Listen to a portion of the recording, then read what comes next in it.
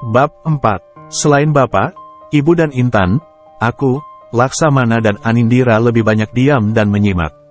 Intan mendominasi suasana, terlihat kalau dia memang sangat percaya diri dan ingin menonjol dibanding Anindira. Tentu saja, dia wanita karir, penuh dukungan dan di 6 bulan pernikahannya, Laksamana memperlakukan dirinya seperti ratu. Sementara Anindira, dia hanya di rumah dan lebih banyak berteman sunyi.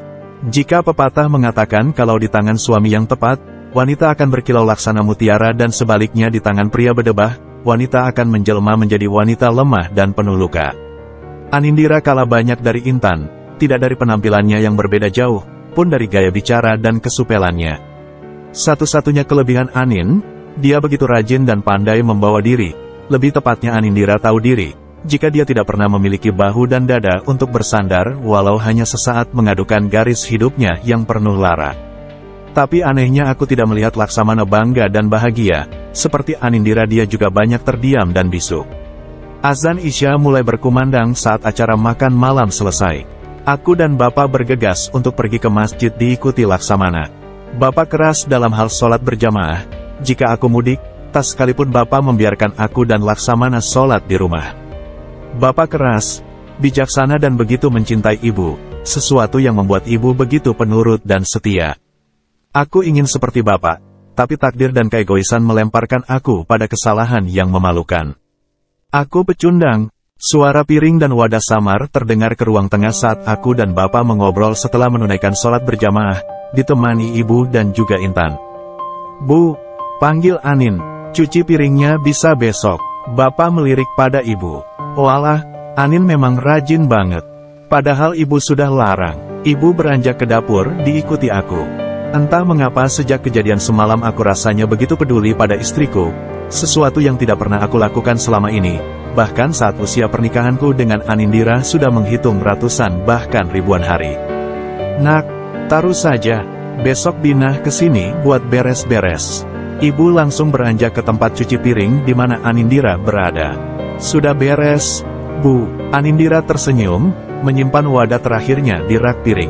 Penampakan dapur terlihat rapi dan bersih. Tak ada lagi wajan dan benda yang tertata tidak beraturan. Maklum Ibu dan Bina sudah sepuh, sudah kurang tenaga jika harus membereskan dapur yang lumayan luas. Kamu istri yang luar biasa, bukan hanya cantik tapi pandai merawat rumah. Puji Ibu tulus, membuat Anindira tersenyum. Senyum pertama sejak pagi ini. Ibu bisa saja, sudah sepatutnya ibu rumah tangga melakukan hal seperti ini. Anindira menjawab sopan. Jika mamamu masih ada, dia pasti bangga padamu. Ibu tersenyum lembut.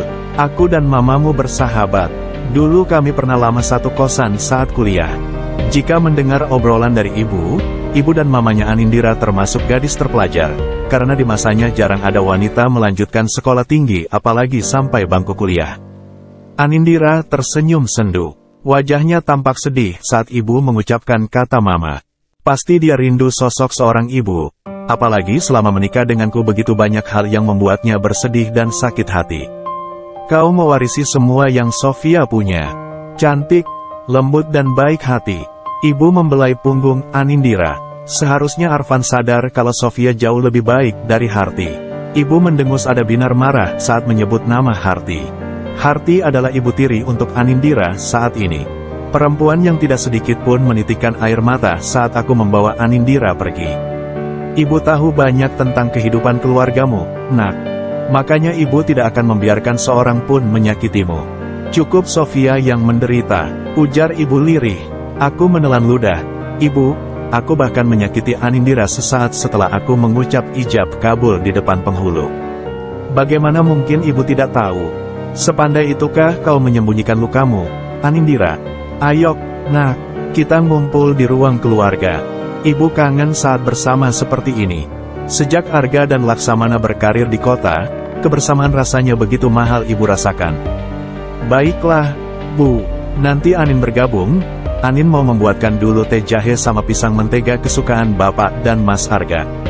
Anindira, bahkan di saat hatimu hancur, kau masih ingat makanan dan minuman kesukaanku di tempat dingin.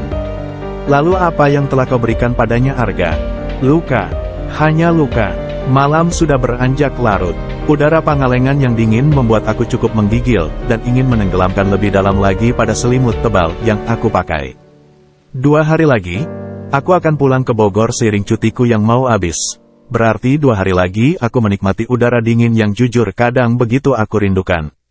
Seperti hari kemarin, Anindira memilih tidur di sofa di sudut kamarku yang luas dan tampak berjuang melawan hawa dingin dalam diam. Jika hari kemarin aku begitu muak mendapati tubuh itu meringkuk satu kamar denganku, entah mengapa kini aku merasa iba. Aku terbangun dan mendapati jam sudah pukul 1 malam, tenggorokanku rasanya kering dan ingin minum. Mama, langkahku terhenti. Anindira mengigau. Wajahnya terlihat sembab dengan mata sedikit bengkak. Perlahan aku mendekat, ragu aku mengulurkan tangan menyentuh dahinya. Aku menghela napas lega. Anindira tidak panas. Dia hanya mengigau. Mungkin ibu yang bercerita tentang mamanya terbawa mimpi. Aku membetulkan selimutnya hati-hati.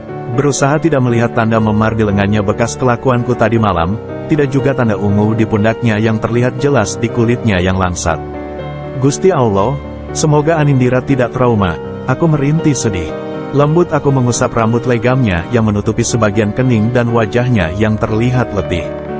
Belayan pertama dari seorang pria bergelar suami yang telah melewati ribuan hari bersamanya. Miris, jangan pergi, Mama. Anin lelah. Dadaku berdenyut pilu. Anindira tiba-tiba mencengkram erat tanganku. Mungkin dalam mimpinya, mamanya yang tengah mengusap rambutnya. Mama jangan pergi, peluk aku. Papa, Mama Harti, Shirley semua jahat padaku. Aku menahan napas yang terasa berat. Baru menyadari sebelum dia datang dalam kehidupanku, dia pasti melewati hari yang berat di rumahnya bersama Ibu Tiri dan putrinya yang manja. Mama, aku ingin pulang. Anindira terus mengigau. Tuhan, dia tidak menyebut namaku. Dia tidak memasukkan aku pada daftar orang yang jahat padanya. Setelah 3 tahun aku sakiti dan kunistakan, bahkan dia tidak menyebut namaku dalam sesalnya. Peluk aku, bawa aku pergi, Mama. Anindira tiba-tiba melingkarkan tangannya di leherku begitu erat. Dek, Sir, dadaku mendadak berdebar tidak karuan.